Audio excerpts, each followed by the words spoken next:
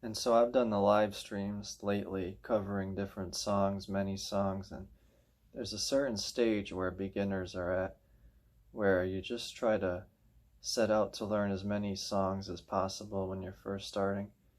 You try to get as many chord sequences down, memorizing them, and a lot of your memorization goes into internalizing all these songs and the chord sequences and trying to remember them, get them perfect to where you can be able to play them for somebody at any time without struggling to remember. And there's nothing wrong with that, by inherently wrong with just learning a lot of songs, but there's certain benefits that go along with stepping back and trying to develop your own style, working at that, and there's certain strategic ways you can do that. And one of them, I'll show you a few. One of them is getting very specific, and rather than going super broad with what you're trying to do, narrowing in a little bit, so to speak, and taking, for example, a couple of the chords that you just start off with.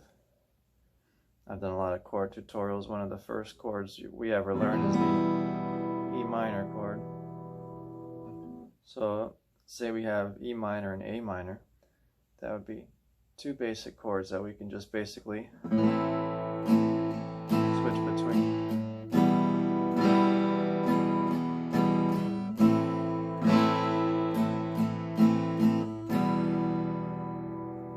So what happens when you get really selective and only do two chords?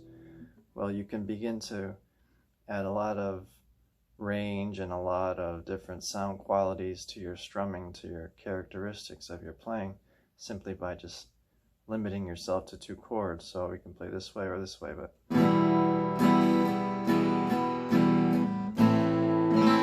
sometimes I strum a little more lightly.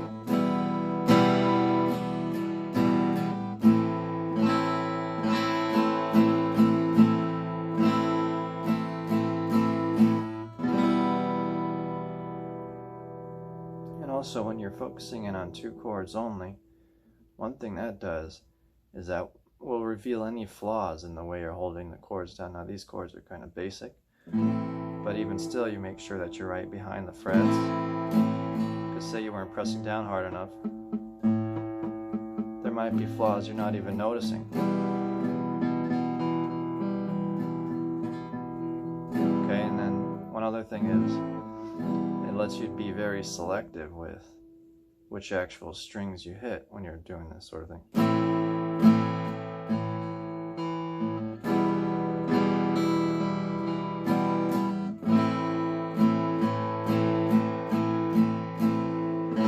I strum this way kind of lightly.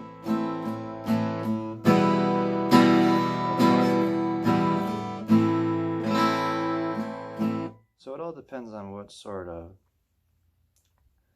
what kind of message, what kind of personality are you trying to convey within the song. Because, for example, you might want to convey, when you're focusing on two chords, this kind of muted sound.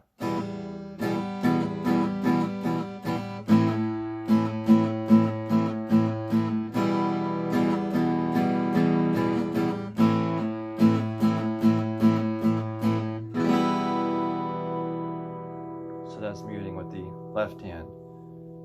So these are all ideas to think about and to consider when it comes to strumming to help develop your own style. All right, thank you.